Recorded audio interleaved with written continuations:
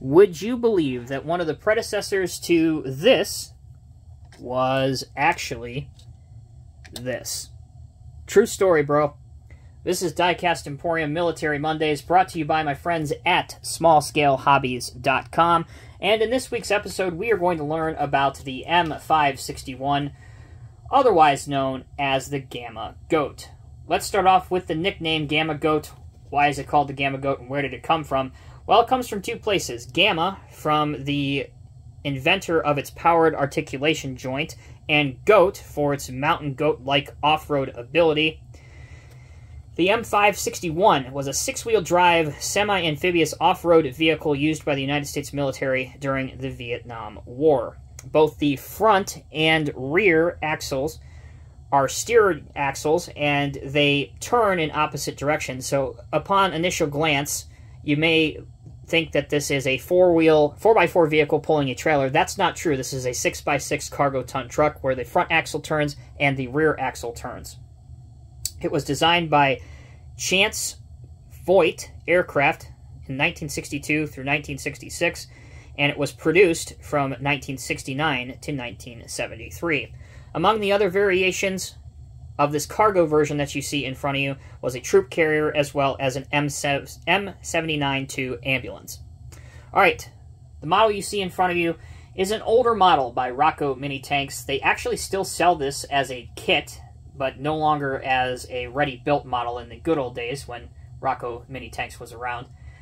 This version was donated to me to the collection for the Vietnam collection, and I painted it, added some decals to it. And if I had to do this again, and I may end up doing this at some point when I get caught up at a million other things I have to do, I may end up changing the color of the tarp to this new khaki color that I have picked up. So it may actually break this up a little bit and give it a little bit more depth to it, if you will, and some detail. But other than that, I painted the winch silver that's on the front of it, added some lights, whether they be silver or orange, to the front portion of the M561. The rear, I added the trailer hitch that you can put on the back, and obviously, as I said before, the tarp can actually come off if you wanted it to. So there's what it looks like with the tarp off, if you wanted to have it like that. Putting the tarp back on very quickly here, just snaps back on. You can see the articulation joint and just how maneuverable this vehicle would be in rough terrain and why the guys ended up loving these things.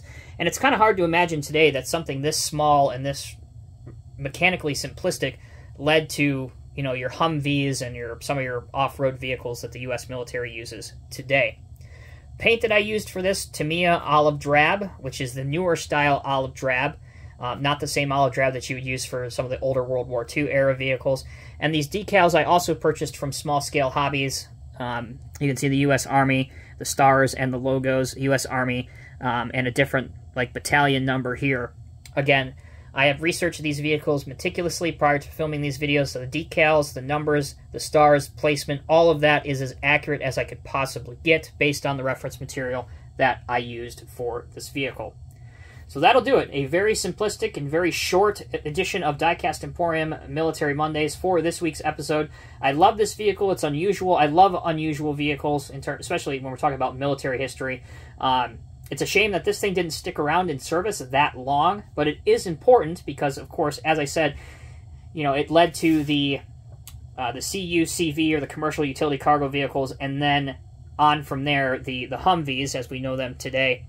And back in the day, it could carry up to 8 troops, which is also kind of impressive for something this small.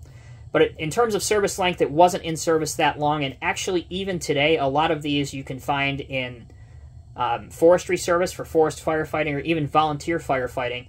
If you go on the internet, or if you have a local fire department near you that has these, it is not uncommon to see Gama Goats from the Vietnam War still being used today as surplus firefighting equipment. Thanks again so much for watching. Until next time, take care, be well. I'll see you in the next review.